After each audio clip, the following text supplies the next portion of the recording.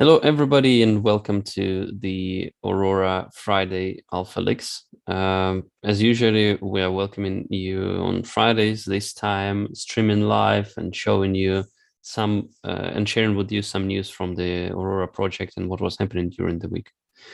And we would like to start today with the consolidated information about the different sales that are happening with the Aurora token. Just to remind everybody, there are only three sales. One was happening on SmartPad on November the 5th. Then it was the sale on Boca Chica platform. It happened this week. And there is a sale on Skyward that is happening on November 17th. However, you already are able to interact with the Skyward interface. All of the interesting information about the IDO and all of the frequently asked questions, they are located here on aurora.dev/IDO webpage. And one of the important things that were happening within this week that was adding a little bit of complexity to the IDO process was the decision by the DAO to implement the Know Your Customer process. So now everyone who are willing to participate in the IDO, these people, they need to pass the KYC process. And there are some kind of additional guidelines about the KYC and in general, in case you are searching for a place where you are able to pass it, you can go to aurora.dev/IDO and then click on this particular link for the KYC process, or you can straightly go to aurora.dev/KYC. Because of the KYC and oh yeah, one additional thing to mention here for everybody, in case you have been participating in the SmartPath sale, then you need to pass the KYC with connecting to Aurora. In case you were participating in Boca Chica sale or you are going to participate in the Skyward sale, you need to connect to Near to associate your Near account with your ID. Because of this decision of the DAO to implement the KYC process, I was doing more than a 2-hour AMA session on this channel, people were asking lots of different questions there about the IDO. I was going into lots of details how the IDO is structured, and also I was answering lots of other questions. So in case you have a couple of hours of spare time, and you're still not bored with my voice, then you can watch it or you can listen to it at least. Besides that, there was an interesting, very short video, 7-minute video from the Whiteboard Crypto channel. They have been sharing the information about Aurora also. So some pretty nice stats of having more than 30,000 views already. So this can be an intro video that you are able to share with the people who are asking you, what is Aurora? And explain me in 5 minutes what it is. Now I see that there are already some comments here on the live stream that Boca Chica was not going that smooth sale, and yes, we need to admit this, and I would like to spend a couple of minutes to explain what was actually happening there and why it was not the best experience for everybody who were trying to participate in the Boca Chica sale. So there is a specific type of a node or server that allows you to connect to the blockchain. These nodes are, or these servers, they're called RPC nodes, and it means, like, in these RPC nodes, the only thing that they allow you to do is actually to send your transactions to the blockchain and get the information from the blockchain, for example, about the amount of tokens that you have or your particular address or anything like that. So these RPC servers for the Near blockchain, they are spread around the world. And there are lots of instances of these nodes, and they are everywhere, right? And the way how they are working is that though there is a one single endpoint, for these nodes, which is mainnet.rpc.near. Um, and this endpoint was like there were too many requests coming to this endpoint. And though there are lots of the nodes and lots of the load balancing features implemented within the RPC operations, still these RPC nodes were not able to handle all of the vast, like big amount of the requests that were sending, that people were sending, or the front ends were sending to these RPC nodes. It resulted in the fact that many front ends, or literally probably all of the front ends of the applications that are working with Near blockchain, including Boca Chica, Near Wallet, and also Refinance, for example, these front ends were not able to fetch the information from the RPC or from the blockchain correctly, and they were not able to send the transactions also correctly. And because of this, the users on Boca Chica and many other websites that were interacting with the Near blockchain at that moment in time, they were not showing the correct information. The interface was lagging, and for everybody, it was feeling like something is not handling the load, right? And the thing that was not handling the load is actually these RPC servers. Does it mean that Near blockchain was halted or stuck? No.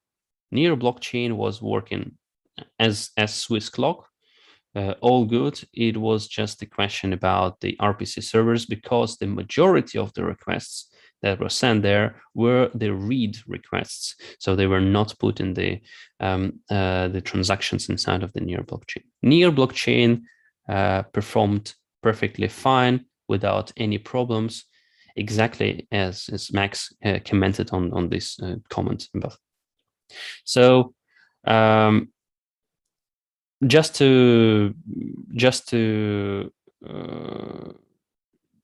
however, just to give for you some kind of more additional information here, from the stats that we are able to get from the Boca Chica team, it feels like there were at least 11 times more, 12 times more people that were willing to participate in the sale in comparison to the amount of tokens that were sold, right? So unfortunately, there is a pretty big big amount of people that are trying to participate in the sale, and because of this, many people are not able to get the allocation. So even if the RPC nodes were working correctly, the result of the sale will be, well, literally the same, right?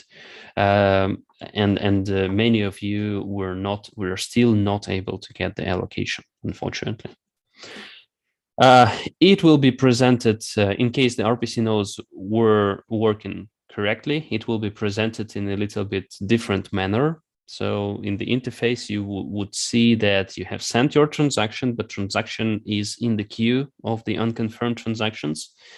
And then at some point in time, maybe a minute after you sent the transaction was failing, and you would see the failing transaction. It would be it would cost you a little bit of Near, like something like 0.01 Near or something like that. And this failing transaction would mean that your transaction in the queue was too late, so the allocation was already claimed. That would be the experience in case RPC nodes were working correctly, and you would still be pretty annoyed, unfortunately. So we're thinking of how we can mitigate these issues further down the road. So we are going to update you on all of these RPC issues, and we will try to make sure that everybody are happy. So stay tuned about the news here. Near team, he already bumped the RPC, the amount of RPC nodes. They are also implementing multiple additional features to the RPC in order to ensure that these issues are not raised in that manner. And I also want to thank to the community because you're really acting super strong here, and having the stats of multiple tens of thousands of people that are at the same moment in time trying to participate in the IDO on the smart path. It really gives us energy and gives us some kind of support that what we are doing is something actually that people taken care of. So thank you very much for your support here. Thank you very much for your interest in this sale. For us as a dev team, this is an indication of that our product is interesting to people. And if we are talking about the IDOs itself, then I need to say that there is one last part of the third part of the IDO that is happening on the Skyward platform. You can go to app.skyward.finance, and you will be able to find there a sale of F Aurora tokens. And F Aurora stands for Future Aurora, and these tokens will be automatically converted into Aurora tokens on the TGE, right? So when on 18th of November, these F Aurora tokens, which are Future Aurora tokens, non-transferable tokens, they will be converted, right? There are lots of reasons why it is not Aurora tokens, and I would direct it to the AMA session where I was explaining why all of the token holders, all of the participants in the IDO, they are going to receive Aurora approximately at the same moment in time.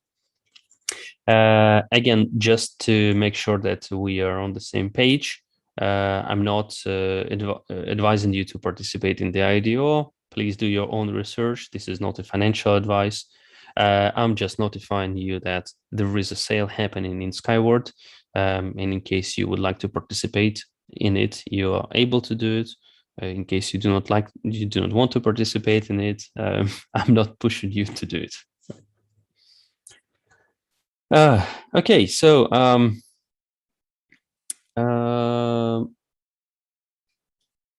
there is one. Yeah. Okay, let's move on not to the IDO questions because we also have some additional news outside it. And first of all, it is that DeFi Llama, which is probably the most one of the most known resources that is tracking of the TVL on different chains and different protocols. It is now listed Aurora there as a separate chain, and you are able to see what is happening here. Unfortunately, it's only one application here right now. It is Trisolaris, and most probably the most profound users of Aurora know that there are WannaSwap there, and there are some additional applications there already. So this stats is not currently absolutely correct, right? However, over the time, obviously, the correct stats is going to be populated here, especially with additional projects here, and these projects actually taking care of their listing in this type of applications. So in case you are building something, some kind of DeFi application for Aurora, and in case you already launched or you are willing to launch, we highly advise you to go to DeFi Llama and also list your project. You can find the information how to list your project by clicking on this list your project link. One additional thing that is unfortunately, again, we're coming back to the IDO. So one additional thing about the SmartPath IDO that I wanted to share with you, with all of the participants of the SmartPath IDO, in case you have been participating in the Aurora IDO on the SmartPath, the thing that you need to do is actually click the withdraw button. And once you're going to click, in case you bought a lottery ticket, yes, or L Aurora token. So obviously I was not buying it. In case you bought a lottery ticket, you need to click on withdraw. So your lottery ticket will be kept in your MetaMask or in your wallet, and this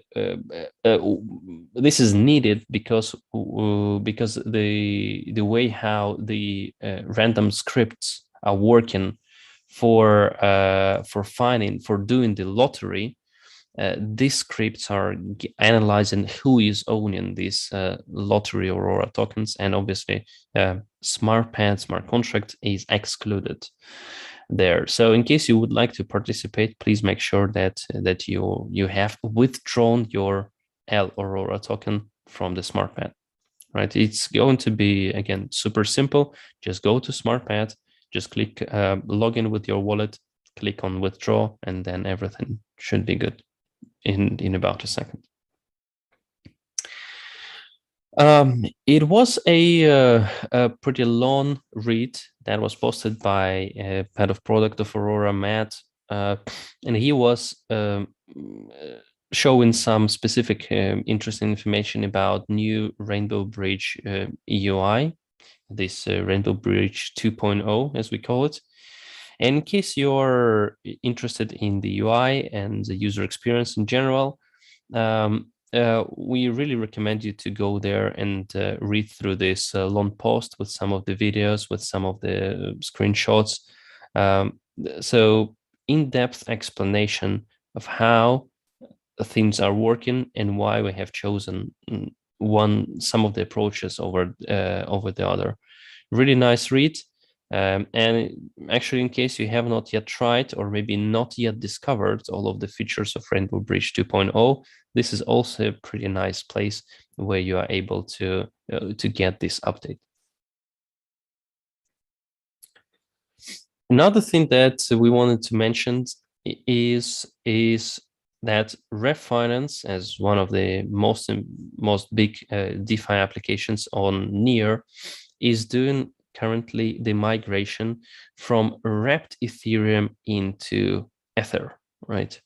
So in the beginning, when the Rainbow Bridge was started, the token that was bridged from Ethereum to Near, that was representing the Ethereum native token Ether, was wrapped WF, right? And with the introduction of Aurora, which base token is ETH itself, now we've got that problem of the token consistency, that wrapped ETH and ETH, they were represented as different assets and different tokens on Near blockchain and on Aurora too. And because of this, we were starting this project, this initiative to make sure that the tokens are consistent. And we were pushing for a single standard of Ethereum token on Near. And this single standard is going to be ETH, right? So Refinance was doing a little bit of migration from wrapped ETH to ETH itself, and the way how they are doing is incentivizing ETH and wrapped Near pool. As you can see, the TVL is going from wrapped ETH pool to ETH pool here, and everything becomes much better for ETH, for just a standard ETH. But still, there are some people that were not doing the migration. And I believe over the time, the farming on this pool will go down. And actually, Rainbow Bridge will not support on the front end level the transfers of wrapped ETH from Ethereum to Near, right? Still, transferring wrapped ETH back from Near to Ethereum will be available for everybody. Okay, so yeah, and probably the last thing to mention is, as usual, we have quite a lot of different open positions. In case you're a seasoned professional and you're looking forward to working in our team, we are inviting you to aurora.dev/careers page. You will be able to see what are the different open positions we have, and try to apply to some of these positions. We really need people that are capable of helping us on this complicated journey towards the really scalable and fast blockchain execution. I'm checking what are the questions in our chat. One question is, in case Near is having transaction failures due to RPC, is it affecting Aurora? So I can say yes and no. So in general, the way how Aurora RPC is working is that it is working on top of Near RPC. So when you're sending transactions to Aurora, and our servers, which are also distributed, they convert these requests into Near RPC and then access Near RPC. So in case Near RPC is slow, then Aurora RPC is slow. In general, it should be like that, right? But it is not happening like that, right? So from the ordinary programmer point of view, it should be like that, but in fact, it is not happening like that. And the reason why it is not happening like that, because Aurora team has spin up our own RPC, or like full nodes, full Near nodes, right? And mainly with the transactions that people are sending to Aurora, these transactions are going through our own internal private RPC nodes, right? So in case Near public RPC nodes they have problems, it doesn't mean that our private RPC nodes that we're using for Aurora transactions they have problems too, right? Most probably they are not having problems. However, this is connected only with the transactions that are going to Aurora. If we are talking about, for example, Rainbow Bridge and the front end of the Rainbow Bridge, this front end is actually using the public interface of the Near. And in this front end, users are connecting with their Near wallet, and in case they need to sign the transaction, they get redirected to the Near wallet, right?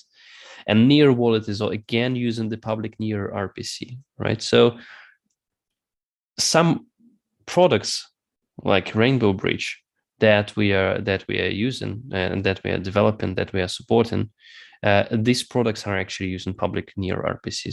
Some pieces of our tech stack are also affected by the fact that Near RPC nodes are not working correctly, right? Or not working at the same speed as we expect.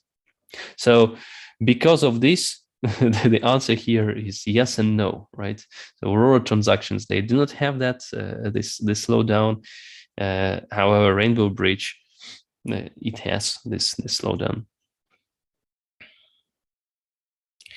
Okay, and the very last thing, just a reminder. Next week is a pretty big week for Aurora project. On Wednesday, 17th, this is the moment when the Skyward sale is happening. And on Thursday, 18th, this is the moment when the TGE is happening, token generation event. This is the moment in time, 1300 UTC. This is the moment in time when the first Aurora tokens, first liquid Aurora tokens are going to be available in the market. So stay tuned for the updates. Hopefully by the next call that we are going to have next Friday, we will have already 24 hours of trading history of Aurora token. And yeah, so we are all here super excited to see what the next week is going to bring to us.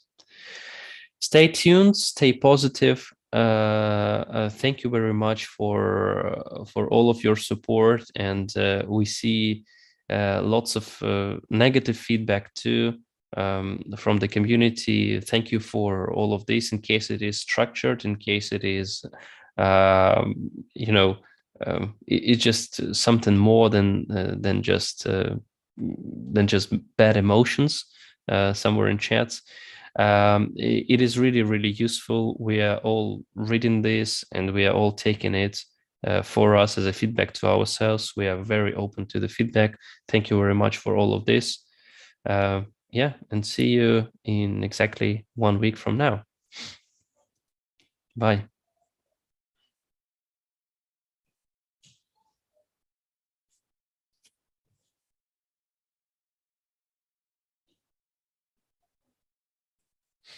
Okay.